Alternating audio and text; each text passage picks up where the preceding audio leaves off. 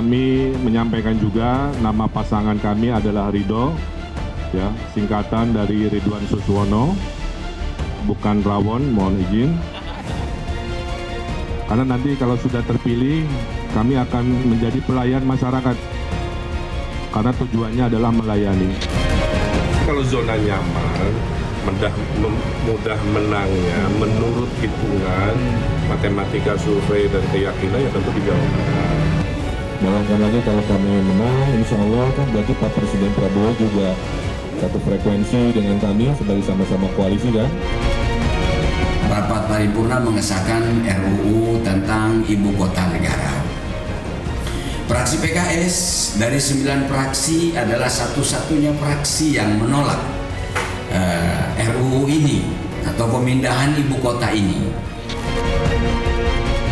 Saya itu kalau ada takdirnya akan melanjutkan yang baik dari Pak Heru, melanjutkan prestasi Pak Anies, melanjutkan Pak Ahok yang tadi Rompi atau orangnya ada aspirasi dihidupkan lagi, sampai semua program sampai Pak Sutioso, Bang Ali Sadikin. Yang bagus-bagus nggak usah dibikin baru.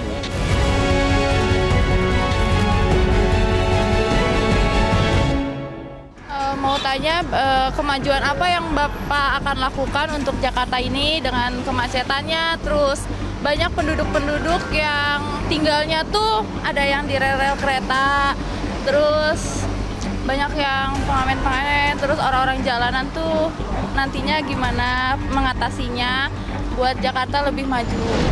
Nah, Kang Emil sama Pak Suswono tadi udah mendengar, itu pertanyaan pertama dari warga. Ini banyak yang orang di jalanan, pemukimannya kumuh, itu apa yang akan dilakukan? Ya, salah satu diskusi saya dengan Pak Prabowo adalah, Kang, kalau nanti gubernur titip ya kekumuhan diselesaikan. Jadi itu jadi prioritas ya. Ada social housing 4 lantai itu bisa ya.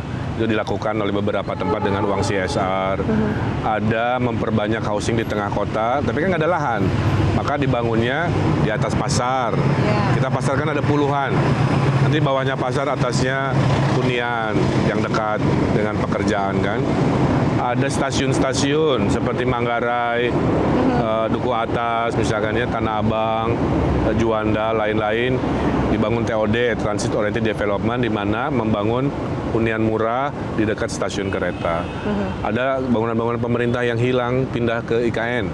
Itu juga Pak Presiden minta, Pak Prabowo maksudnya meminta agar juga social housing. Jadi insya Allah yang namanya perubahan, itu perubahan fisik yang mungkin paling besar di era kita adalah membangun banyak apartemen rakyat. Ya, yang bisa untuk menjadi penghuni di apartemen rakyat itu kategorinya apakah? Ya, nanti sudah kan dipikirkan? Dari penghasilan per bulannya. Untuk golongan yang penghasilannya tertentu, menengah bawah, itu jadi prioritas. Kalau dia menengah atas, hukum pasar aja, komersial apartemennya yang nanti menyerap itu. Tapi kita patok mungkin penghasilannya berapa maksimal, itu menjadi target. Gitu. Oke. Cuman bedanya di tanah-tanah yang kita sediakan, tanah negara. Apa sih yang mau program buat Jakarta? Karena kan Jakarta kalau aku lihat kayaknya macet masih gini-gini aja gitu ya. Langkah konkretnya apa sih? Karena kalau lihat sebelumnya waktu itu Pak RK megang di Bandung, aku sering ke Bandung juga sama aja, macet aja gitu. Paling langkah konkret untuk mengatasi kayak kita nih yang kerja pagi pulangnya malam masih macet-macet juga, itu aja sih paling, Mbak.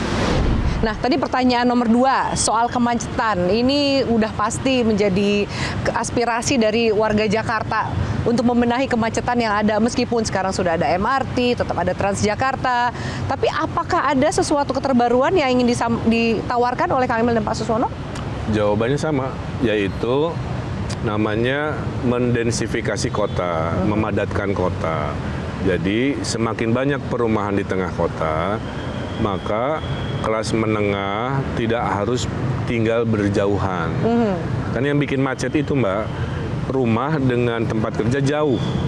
Karena jauh, dia macet, dia polutif, dia stres, dia hilang uang kan. Nah, dengan perumahan di tengah kota, orang bisa jalan kaki ke tempat kerja atau bersepeda. Maka yang terjadi adalah kemacetan berkurang karena pergerakan mobilnya berkurang. Mobil berkurang, polusi berkurang, nggak ada commuting menyebabkan dia hemat uang yang biasanya orang bisa 24 juta setahun ya untuk biaya transportasi, dan lebih bahagia karena tidak stres 1 jam Tidak membuang waktu di jalan. intens dengan kerasnya jalan.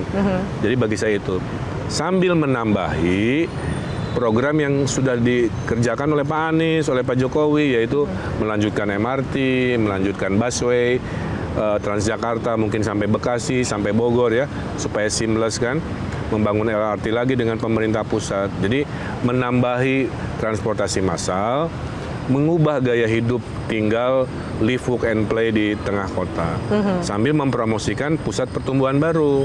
Bagaimana menumbuhkan kecintaan publik ini terhadap transport umum. Ya, ini saya kira menjadi hal yang prioritas. Nah, untuk bisa kecintaannya menjadi meningkat, tentu harus sarananya diperbanyak, ya, termasuk Jaklingko ya. Ini kan juga kalau itu diperbanyak di kampung-kampung yang sehingga bisa dia bebas untuk lalu lalang ke stasiun, ke terminal, ya, yang kemudian membawa dia ke kota dengan mudah, ya, saya kira itu akan terjadi. Budaya itu saya kira akan bisa Dan tercipta. kita akan menerapkan kebijakan work from anywhere secara masif. Work from anywhere. Jadi tidak harus datang bekerja Nanti di diatur kantor, industri offline. mana yang 4 ke kantor, 1-nya di rumah gitu. Itu saya lakukan waktu Gubernur Jawa Barat, Mbak, ke PNS. PNS yang tidak berhubungan dengan pelayanan publik, ada konsep 4-1, 4 ngantor, 1 rumah, 3-2, 3 ngantor, 2 di rumah. Nanti kita hitung matematikanya. Jadi mengurangi beban, menyebarluaskan pusat pertumbuhan, memadatkan rumah, hunian supaya tidak orang banyak commuting, dan melanjutkan transportasi massal. Harusnya sih ya, hitungan matematikanya mengurangi kemacetan. Bisa mengurai kemacetan. Kalau saya ini kasih kesempatan untuk ketemu beliau, mau nanyakan motivasi pindah ke ibu kota apa, terus apa kira-kira yang mau diperbaiki Jakarta dengan permasalahan yang ada, gitu, apa tentang masalah banjirnya, tentang kemacetannya, apa mau diperindah lagi Jakarta gitu. Nah, tadi juga ada warga yang menanyakan gitu. Kalau saya bisa ketemu dengan Kang Emil, saya mau tanya, apa sih motivasinya pindah ke Jakarta, bukan di Jawa Barat aja? Ya kan saya udah bilang. Berarti ada warga yang belum teriak ini nih. Saya ditugaskan oleh partai dan ditugaskan oleh Pak Prabowo untuk mengurusi Jakarta. Iya. Kan sama juga Pak Jokowi dari mana? Dari Solo. Iya. Pak Ahok dari mana? Belitung dulu kan, pindah ke sini. Jadi motivasinya memperbaiki, menyempurnakan, melompatkan Jakarta sebagai kota global dengan alasan sudah tidak lagi ibu kota, ditinggal Nusantara, di mana kebetulan saya kurator juga, sehingga dianggap mungkin bisa memahami, menyeimbangkan. Itu alasannya. Jadi nggak semerta-merta saya melamar ke Jakarta, tapi pertimbangan-pertimbangan itu yang akhirnya saya ditugaskan ke Jakarta. Kang, tapi ada, kalau kemudian tadi sempat menyebut Pak Jokowi gitu ya, dari Jakarta maju ke Pilpres dan menang jadi presiden 2 periode. Mas Anies juga seperti itu ya kan, dari Gubernur Jakarta maju ke kancah Pilpres 2024. Apa kemudian langkah itu juga yang akan diikuti oleh Kang Emil di 2029? Saya kira pertanyaannya nggak bisa dijawab sekarang, tapi saya akan fokus 5 tahun menyelesaikan tugas. Dan saya orang yang sudah selesai, tidak di politik pun, hidup saya banyak manfaat, Mbak. Saya dosen, saya pebisnis, saya orang kreatif, jadi menjadi orang bermanfaat tidak harus selalu politik. Tidak harus selalu politik. Jadi tidak bisa ditebak-tebak mau kemana karena terlalu jauh juga.